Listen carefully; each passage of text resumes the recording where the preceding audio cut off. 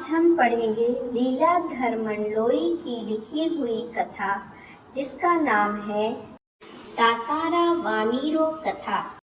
यह अंडमान और निकोबार द्वीप समूह की एक प्रसिद्ध लोक कथा है। सदियों पहले लिटिल अंडमान और कार निकोबार आपस में जुड़े हुए थे। तब वहाँ एक सुंदर युवक रहता था। उसका नाम था तातारा। वो सबको बहुत प्रिय था। उसके अपने गांव वालों के अलावा आसपास के गांव वाले भी उसे बहुत प्रेम तथा आदर देते थे तथा वे अपने उत्सवों में भी उसे बुलाया करते थे।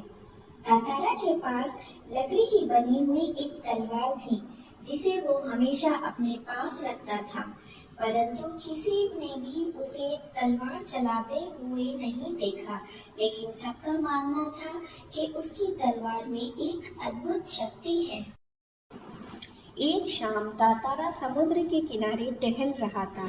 अचानक उसे एक मधुर गीत सुनाई दिया।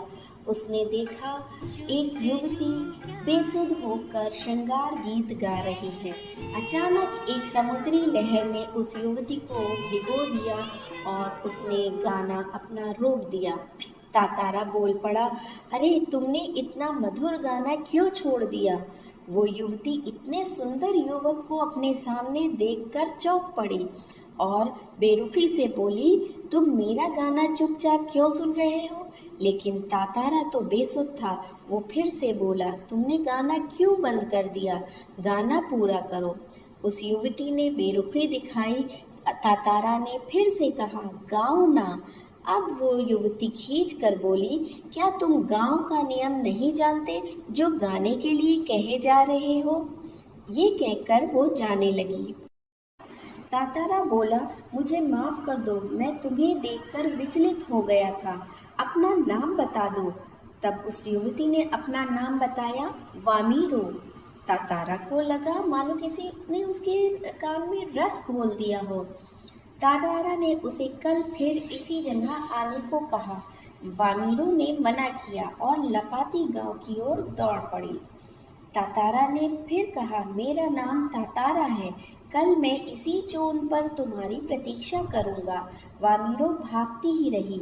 घर पहुंचकर वामीरो तातारा के विषय में ही सोचती रही। उसका चेहरा उसकी आंखों के सामने आ जाता। वो उसे बहुत ही सुंदर लगा और उसने सोचा, मेरा जीवन साथी यही हो सकता है। लेकिन गांव का नियम था कि कोई विवाह गांव के बाहर के युवक के साथ नहीं हो सकता, अतः वो उसे भूलने की कोशिश करने लगी।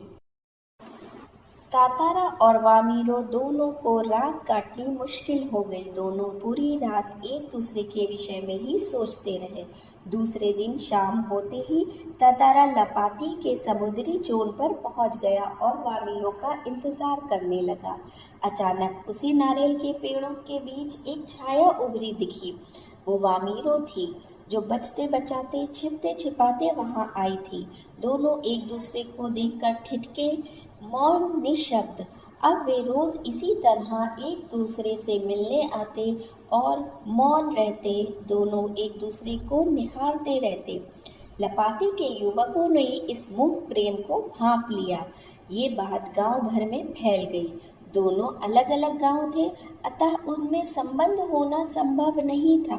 लोगों ने उन्हें खूब समझाया बुझाया, किंतु वो ना माने। इसी तरह समुद्र के किनारे रोज मिलते रहे। कुछ समय बाद पासा गांव में पशु पर्व का आयोजन हुआ। इस पर्व में पशुओं और युवकों का शक्ति प्रदर्शन, गान, नृत्य, भोजन आदि का प्रबंध किया जाता है। परंतु तातारा का ध्यान सिर्फ वामीरो को तलाश करने में ही लगा हुआ था। शाम होते ही लोग आने लगे। अचानक तातारा ने वामीरो को देखा। वो नारियल के पेड़ की झुरमुट में खड़ी थी। वामीरो ने जब तातारा को देखा तो वो जोर जोर से रोने लगी। तातारा उसको देखता रहा। अचानक वामीरो की माँ वहां आ गई और उसने तातारा का बहुत अपमान किया। तातारा के लिए ये असहनीय था। क्रोध में भर के उसने अपनी तलवार निकाल ली, उसमें शक्ति भरी और उसे धरती में घोंप दिया। फिर उसे खींचते खींचते बहुत दूर तक चला गया। कहते हैं कि जहां तक तातारा ने लकीर खींची थी वहां से धरती के 2 टुकड़े हो गए। तातारा एक तरफ था तो वामीरो दूसरी तरफ। वामीरो से ये दृश्य देखा ना गया। उसने करुणा भरी आवाज में पुकारा, तातारा तातारा तातारा। परंतु तातारा वाला अंश समुद्र में धंसने लगा।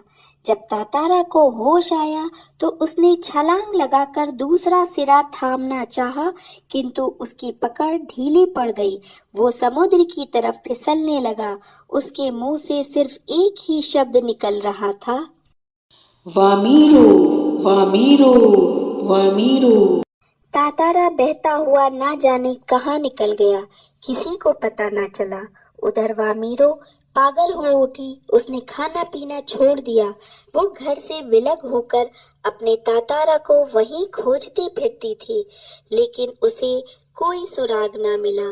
अंत में कुछ समय बाद वामीरो भी गायब हो गई। वो कहाँ गई किसी को पता ना चला। आज तातारा वामीरो दोनों नहीं हैं, परंतु उनकी प्रेम कथा घर घर में प्रचलित है। निकोबारी मानते हैं कि लिटिल अंडमान ही वो भूखंड है जो तातारा की तलवार से अलग हुआ था। उन दोनों की त्याग का परिणाम ये हुआ कि तब से दूसरे गांवों में विवाह संबंध होने लगे और एक रूढ़ी का अंत हुआ। जुस्तजू क्या